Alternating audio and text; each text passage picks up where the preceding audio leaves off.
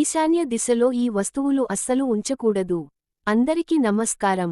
ముందుగా ఈ వీడియోకి ఒక లైక్ కొట్టి ప్రతి ఒక్కరూ ఓం నమ శివాయ అని కామెంట్ చేయండి.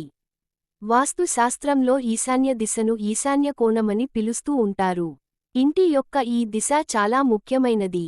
పవిత్రమైన ఈ దిక్కు ఆరోగ్యం, ఆనందం, సంపదలతో నేరుగా సంబంధం కలిగి ఉందని పెద్దవారు చెబుతూ ఉంటారు.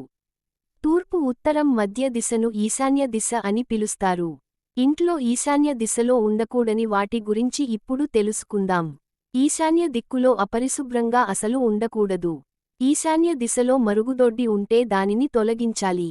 మరుగుదొడ్డి ఉంటే ఇల్లు వ్యాధులకు నిలయంగా మారుతుంది. మరుగుదొడ్డిని వెంటనే తొలగించడం సాధ్యం కాకపోతే ఆ మరుగుదొడ్డిలో ఒక గాజు గిన్నెలో సముద్రపు ఉప్పు, కర్పూరం, పటిక ఉంచడం మంచిది. వాస్తు ప్రకారం ఈశాన్య మూలలో ఉన్న మాస్టర్ బెడ్రూమ్ను తప్పనిసరిగా నివారించాలి. ఎందుకంటే ఇది అనారోగ్య సమస్యలు మరియు వైవాహిక వివాదాలకు దారితీస్తుంది. అదృష్టాన్ని ఆకర్షించడానికి మరియు వృద్ధిని ప్రోత్సహించడానికి మీరు గురువారం నాడు మీ ఇంటి ఈశాన్య మూలలో శ్రీ యంత్రాన్ని ఉంచాలి. మీ ఇంటి ఈశాన్య మూలలో ఎల్లప్పుడూ మంచి వాసన మరియు ప్రశాంతత మరియు విశ్రాంతి వాతావరణం ఉండాలి. వాస్తు శాస్త్రం ప్రకారం ఈశాన్య మూలను మూసివేసినట్లుగా గదులు కానీ, ఏ విధమైన కట్టడాలు కానీ నిర్మించకూడదు. ఈశాన్యంలో అనవసరమైన వస్తువులు ఉంచకండి. ఈశాన్యంలో బరువైన వస్తువులు కూడా ఉండకూడదు. ఈశాన్యంలో బరువైన వస్తువులు కూడా ఉండకూడదు. ఈశాన్య దిశలో వంట గది ఉండకూడదు. ఈశాన్యం మూసివేయకూడదు. ఈశాన్య దిక్కును కుబేరుడు పరిపాలిస్తాడు. అందువల్ల షురాక్లు, చీపుర్లు, చెత్త డబ్బాలు భారీ ఫర్నిచర్ వస్తువులు ఈ మూలలో ఉంచకూడదు. ఈశాన్య దిక్కులో పూజగది ఉండడం మంచిది.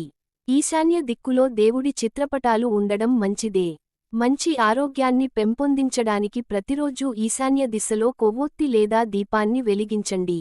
వాస్తు ప్రకారం ఈశాన్య మూలలో మెట్ల నిర్మాణం చేయకూడదు. ఇది ఆర్థిక నష్టాలకు దారి తీస్తుంది. ఇంటి ప్రధాన ద్వారం వద్ద వినాయకుడి విగ్రహం మరియు నెమలి ఈకను ఉంచండి. ఇది వాస్తు దోషాల తొలగింపు మరియు పరిసరాల నుండి ప్రతికూల శక్తులకు సహాయపడుతుంది.